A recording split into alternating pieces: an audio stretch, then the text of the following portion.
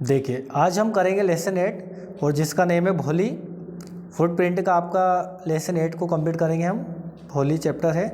देखिए पहला क्वेश्चन है, why is Bholi's father worried about her.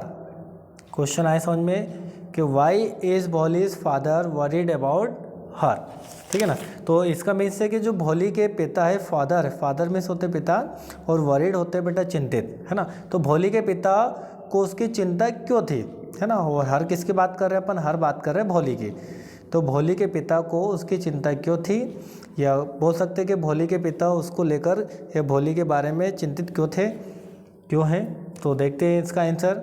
Bholi's father worried about, जो भोलीज के जो फादर है वरीड अबाउट हर, है ना, उसके लिए चिंतित है क्योंकि एज चूँकि she had neither good looks nor intelligence. तो देखिए क्योंकि कारण क्या है कि जो भोली है वो ना ही नीदर, ना तो वो गुड लुक्स मतलब अच्छी दिखती है या देखने में अच्छी है, और ना ही वो इंटेलिजेंस है मतलब बुद्धिमान है, ठीक है। इस बात को लेकर भोली के जो पिता है वो चिंतित थे।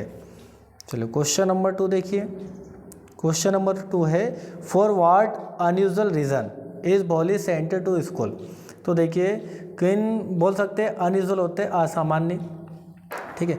वो रीज़न भी होते बेटा कारण। तो फॉर व्हाट अनयूजुअल रीज़न मतलब किन असामान्य कारण के भोली सेंट टू स्कूल, भोली को स्कूल भेजा गया। तो किन असामान्य कारणों के लिए भोली को स्कूल भेजा गया। तो कारण तो देखिए भोली वाज सेंट टू स्कूल, भोली को सेंट मिस होता है भेजना, भोली को स्कूल भेजा गया था जस्ट सिर्फ सेटिस्फाई संतुष्टि के लिए, किसकी, तहसीलदार, जो गांव के तहसीलदार थे उनकी संतुष्टि के लिए भोली को स्कूल भेजा गया था। तो यही अनयूजुअल रीज़न था, असामान्य कारण था जिसके कारण से भोली को स्कूल भेजा गया था। क्वेश्चन नंबर 3 की ओर पढ़ते हैं। क्वेश्चन नंबर 3 आपका, डज भोली enjoy her first day at school. क्या जो स्कूल का पहला दिन था, फर्स्ट डे था, पहला दिन एट स्कूल, स्कूल में, तो क्या पहले दिन को भोली इंजॉय करती है, क्या स्कूल में पहले दिन को भोली इंजॉय करती है। तो यस बिल्कुल सही है। Bholi was glad to see many girls of her age present there. तो देखो भोली क्या हो, भोली को बहुत ग्लैड हुआ, बहुत ज़्यादा खुशी हुई थी, टू सी देखकर, सेमेस देखना होता है, मैनी गर्ल्स बहुत सारी लड़कियों को, क्योंकि बहुत सारी वहाँ पे लड़कियाँ थी, ऑफर एज उसकी एज की बहुत सारी लड़कियाँ वहाँ पर उपस्थित थी, तो इनको देखकर भोली को बहुत ज़्यादा खुशी हुई थी। क्वेश्चन नंबर 4 है आपका, देखिए, why do Bholi's parents accept Bishamber's marriage proposal. तो देखिए क्वेश्चन ये है कि वाई डू भोलीज पेरेंट, भोली के जो पेरेंट्स हैं, भोलीज के जो माता पिता हैं वो स्वीकार करते हैं। तो एक्सेप्ट स्वीकारना, बिशंबर्स मैरिज प्रपोजल, मैरिज होता है विवाह या शादी का, प्रपोजल होता है प्रस्ताव।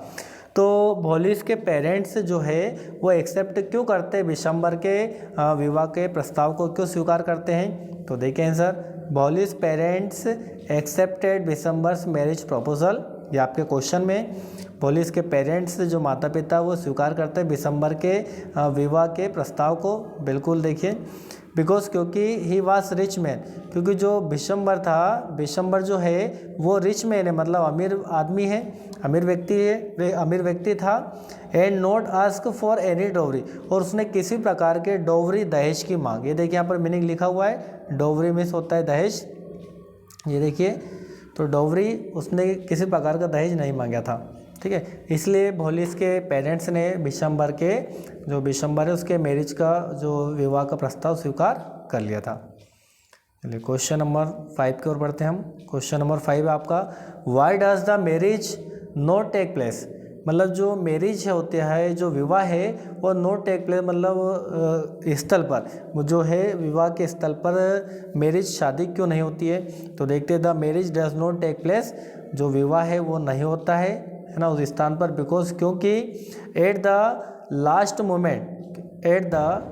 मोमेंट आखिरी क्षण में, मोमेंट होता है बेटा क्षण, लास्ट अंतिम या आखिरी क्षण में, द ब्राइड ग्रूम डिमांड्स, जो ब्राइड ग्रूम किसे कहते हैं, वर, क्या बोलते हैं, वर। और वर कौन था इसमें, बिशंबर जो वर था उसने क्या करा, डिमांड कर ली थी, मांग कर ली थी, किसकी, डोवरी, डोवरी में होता है बेटा दहेज की मांग कर ली थी फिर क्या किया भोली रिजेक्ट हिम एट वंस, भोली ने उसको तुरंत क्या कर दिया, रिजेक्ट कर दिया कि मैं इस व्यक्ति से शादी नहीं करूँगी। चलिए question number 5 complete. Question number 6 की ओर पढ़ते हैं। Does she find her teacher different from the people at home, है ना, क्या है, डज शी फाइंड, सी के स्थान पर भोली भी आ सकता है, does Bholi find her teacher different from the peoples at home.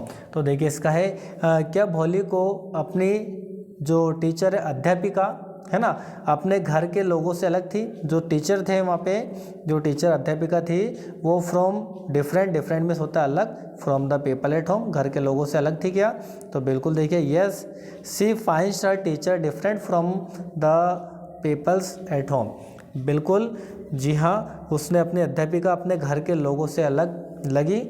क्यों, क्योंकि सी फाइंड्स, क्योंकि वहाँ देखते हैं कि हर टीचर जो उसकी अध्यापिका है उसकी जो वॉइस है सॉफ्ट है, बिल्कुल बोल सकते हैं मनमोहक है, मुलायम है, एंड सूथिंग है, सूथिंग मीन्स होता है बेटा जो मन को संतुष्ट रहे या सुखदायक बोल सकते हैं उसको अपन सूथिंग, है ना, सॉफ्ट एंड सूथिंग है अध्यापिका की वॉइस। और सी फील्स लव, है ना, तो और वहाँ कैसा महसूस करती है, बिल्कुल स्नेह या प्रेम का महसूस करती है, इसलिए उसकी जो शिक्षिका है वो घर के सब बाकी सभी सदस्य से अलग थी। ठीक है, तो यहाँ पर आपका जो भोली चैप्टर है यहाँ पर कंप्लीट होता है। ये इसके मुख्य प्रश्नों को हमने कंप्लीट कर लिया है। ठीक है, आज के लिए इतना ही। जय हिंद।